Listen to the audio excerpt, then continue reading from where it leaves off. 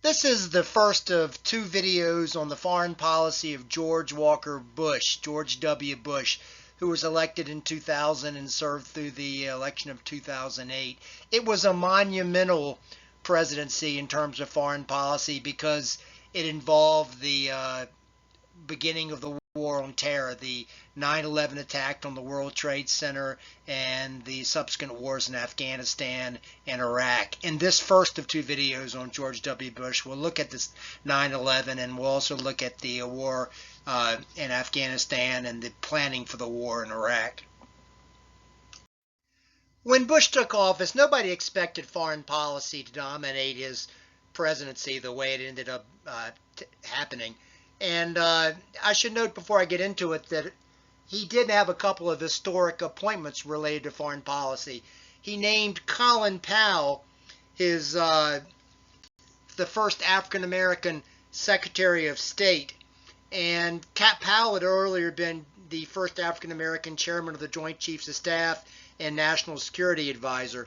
He also named Condoleezza Rice the first African American female National Security Advisor. Condoleezza Rice had been an expert on the Soviet Union and a provost at Stanford University. Later, after Powell had left the Secretary of State, Bush named Condoleezza Rice the first African American female Secretary of State to replace him. Focused on domestic policy before the 9/11 terrorist attacks, Bush made his first overseas trip as president when he visited Europe in June 2001, hoping to solidify American relations with its NATO allies.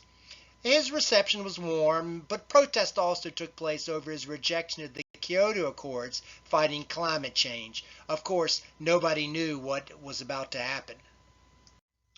Of course, everything for Bush changed on September 11, 2001, with the infamous attack on the World Trade Center in New York City.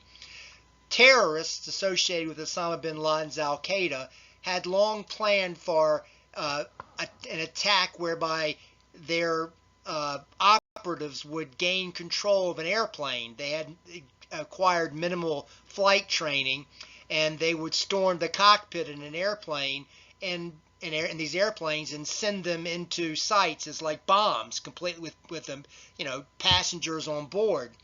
And two of them flew into the World Trade Center, and they flew into it. You can see in the top left after the one tower was hit and burning, the plane flying into the second one. Of course, these World Trade Centers, the jet fuel was so hot it began to melt the metal that held it together, and the entire towers ended up crumbling down, crushing everybody in it and everybody around it, and several thousand Americans died, outraging Americans who watched the towers fall on live TV. At the same time, a plane taken off from National Airport in Washington veered off and flew into the Department of Defense's Pentagon building, and also caused tremendous loss of life. It was two Al-Qaeda operatives. A third attack was planned when operatives took over an airplane heading west to Los Angeles and turned it around and were heading back towards Washington. But the people in the airplane, the American citizens and others, had their cell phones, and they knew that there were attacks on the World Trade Center and the Pentagon, and they knew that they were probably part of an attack and that they were going to die. And so what they did was they stormed the cockpit, and the ongoing struggle sent the plane down in rural Shanksville, Pennsylvania, and everybody died. But people believe that plane was bound for Washington and would have hit the White House or the Capitol. And so they saved undoubtedly a lot of lives in bringing that plane down, and are true American heroes.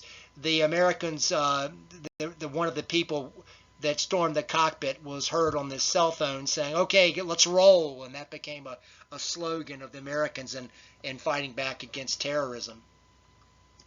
In total, there were 19 Al-Qaeda trained operatives who had who commandeered these planes, and all of them died because, of course, it was suicide attacks.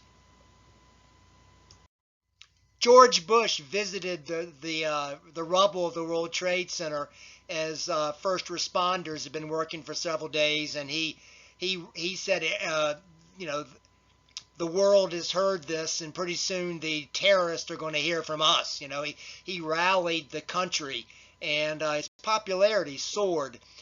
He promised revenge and to get even, and people love that. I should make a comment about the World Trade Center first responders.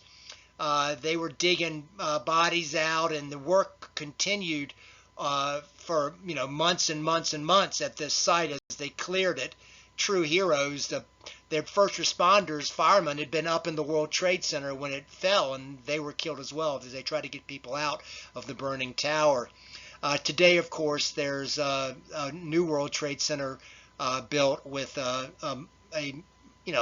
memorial monument to the 9/11 attacks. The World Trade Center is bombing on 9/11's infamous in American history, and is going to be a precipitating event to what Bush later answered in response to a reporter was Bush called it a war on terror, and that's going to be what people think of what took place after the 9/11 attacks. The 19 suicide bombers had been trained by the Al-Qaeda terrorist organization formed by Osama bin Laden in the 1990s. They had been trained in Afghanistan, where the Muslims, the fundamentalist Muslims, had driven out the Soviets that had occupied the country earlier. And I had mentioned that the United States had trained Osama bin Laden to fight the Soviets, but now that the Soviets were gone, Osama bin Laden had a sanctuary there. The rulers of Afghanistan were the Taliban, and they too were a fundamentalist organization and harbored the Al-Qaeda organization. And if the United States was going to get a revenge on Osama bin Laden and Al-Qaeda, it would have to take on the Taliban in Afghanistan. In October 2001, just over a month after the attack in 9/11, Bush announced an attack on Afghanistan, the Taliban, to get the perpetrators of the 9/11 attack. And in response to a reporter's question just after 9/11, he spoke of the war on terror. And this is a term that's going to become known as sort of a blanket term for what followed in the Bush administration. The attack against the Taliban went very quickly in a matter of weeks. They crushed the Taliban, but the leaders dispersed. Osama bin Laden was hiding in a cave in the mountainous region of eastern Afghanistan known as Tora Bora, and the United States was searching for him, but he somehow slipped across the border into neighboring Pakistan. Bush was not going to invade Pakistan, which was a nuclear power, and there were diplomatic relations. Pakistan maintained that he wasn't there. And, not just, we may not have gotten Osama bin Laden, but we got a lot of the terrorist organization. And the question was, what do we do with them then? Well, there was the Geneva Accord, which prescribed what to do with the humane treatment of prisoners of war. Bush maintained that these war on terror were not prisoners of war. He called them unlawful combatants, and therefore they weren't subject to the protections of the Geneva Accord. And he ended up storing them in Guantanamo Bay, Cuba, which was a military base America maintained had ever since the early 20th century. And they held him in a prison there. And because it was outside the boundary of the United States, technically, I guess that allowed them to do things like they began to torture, things like waterboarding to get information. And critics claimed that this harsh treatment was immoral.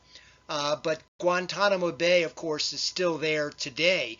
And, a lot of these people They're not prisoners of war. Are they criminals to be tried? We can't put them back into the battlefield. And so what they did was they interrogated them at Guantanamo Bay and housed them there. And as I say, critics maintained that was technically illegal.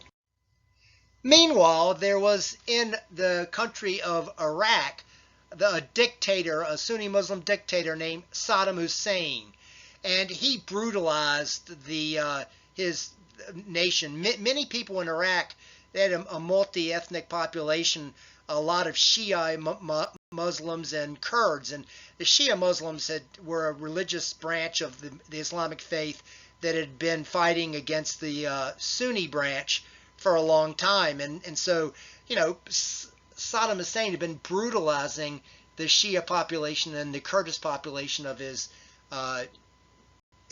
people. And neighboring Iran, a neighbor of Iraq, was dominated by Shia, and so that had been part of the reason that Iraq had fought Iran in the 1980s. This schism in the Islamic faith. It had been American policy calling for a regime change in Iraq since the Clinton administration, noting that Hussein had used banned chemical weapons against the Kurds, and that he supported terrorism. Many Americans assumed Hussein had aided the terrorist attacks on September 11th. Osama bin Laden was an extreme branch of the Sunni faith. Saddam Hussein wasn't a member of that branch, but he too was a Sunni. And they believed, Saddam Hussein had used weapons of mass destruction, chemical weapons on his Kurds before, and supposedly he still had these WMDs, as they were called. And so the fear was that Saddam Hussein had aided the attacks on 9/11, and he was going to use these weapons of mass destruction, these WMDs, against the U.S. as well. Inside the Bush administration, there are a number of prominent, what we called neocons or neoconservatives, who advocated a very aggressive American foreign policy, an American effort to expand U.S. authority in Western democracy around the globe. And among these advisors in George W. Bush's presidency was his vice president, Dick Cheney, who's shown on the left here, the Secretary of Defense, Donald Rumsfeld, shown in the center, and Deputy Secretary of Defense Paul Wolfowitz, shown on the right.